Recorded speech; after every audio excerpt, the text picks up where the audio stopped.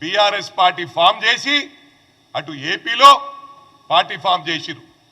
చంద్రశేఖర్ గారిని రాష్ట్ర అధ్యక్షుని చేసిరు. ఇక్కడ మహారాష్ట్రకు మీ అయ్యకేం పనుడరా? మరి ట్రాఫిక్ ఇబ్బంది అవుతుందని తెలియదా? 2000 కార్లను తీసుకొని మహారాష్ట్రకు పోయిండు. అవసరం ఆరారా కేటీఆర్ అని చెప్పి సందర్భంగా తెలియజేస్తా ఉన్నా. ఏం మాట్లాడుతున్నావురా? ఈ హైడ్రా తెచ్చింది కూడా అది నీకే దక్కింది. ప్రారంభించిందే నువ్వురా. నన్ను అన్నావు రేపు మూసి పక్కకున్న ఇండ్లన్నీ గులగొడుతున్నాం. అప్పుడు నేను ఎమ్మెల్యేగా ఉన్నా. డయాస్ మీద నాకు చెప్పినావు, హనుమంతన్నా నువ్వు మధ్యలో రాకు, చెడ్డ పేరు వస్తుంది, మేము మంచి చేద్దామనుకుంటున్నాం, మూసి మీద ఉన్న ఇండ్లని కొట్టేస్తాము, అదేవిధంగా చెరువుల పక్కకు ఇండ్ల ఉన్నని కొట్టేస్తామన్నారు.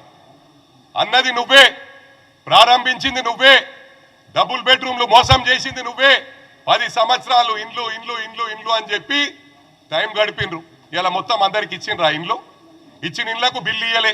ఆ 9000 కోట్లు కూడా మా ప్రభుత్వం రిలీజ్ చేసిందని చెప్పి సందర్భంగా తెలియజేస్తా ఉన్నా.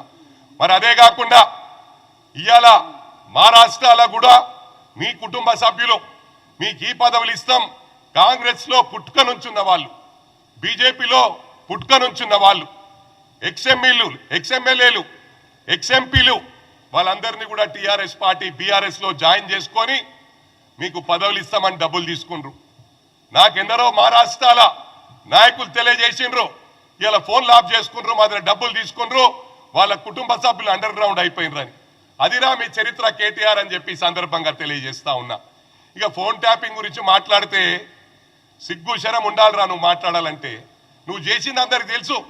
నా కుటుంబ సభ్యులే చేసినావు, నా గన్మెన్లే చేసినావు, నా దోస్తులే చేసినావు. నేను ప్రభుత్వంలో ఆ ఎన్నికలు రాకముందు కూడా ట్యాపింగ్ చేసిండ్రా. నీకు ఇదే పని. హీరోయిన్లు ఏం మాట్లాడుతుర్రు, వీళ్ళేం మాట్లాడుతుండ్రు. మొన్న జర్నలిస్ట్ సూసైడ్ చేసుకొని చనిపోయింది. ఆ ఘనత కూడా నీకే దక్కింది. ఏమన్నది అమ్మాయి ట్వీట్ చేసింది, నాకు ఫామ్ హౌస్ రాసిస్తా అన్నారు. ఫామ్ హౌస్ ఎంతమందికి ఉన్నాయిరా మీ దాంట్లో? పూర్ణచంద్రకు ఉందా ఫామ్ హౌస్? అరే మీ చరిత్ర మాట్లాడుకుంటా పోతే మీ ఇజ్జత్ మీరు తీసుకున్నట్రా, మీ బొంద మీరు దవ్వుకుంటుర్రు. ఇది గమనించాలా. తప్పకుండా బుక్కు రాస్తా.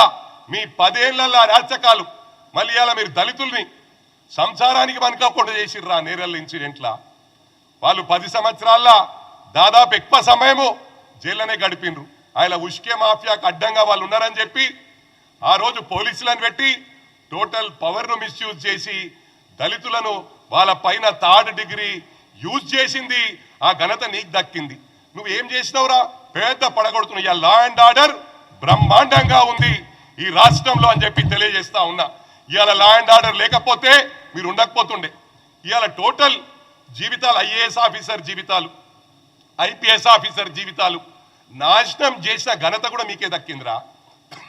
ఎందుకంటే ఆయన అరవింద్ కుమార్ను ఇటుగొట్టు, ఇటు అమౌంట్ ట్రాన్స్ఫర్ చేయి, ఇటుగొట్టు అన్నారు. ఇవాళ వాళ్ళు చాలా ప్రాబ్లంలలో ఉన్నారురా. వాళ్ళు జైలుకు పోయే పరిస్థితి ఉన్నది.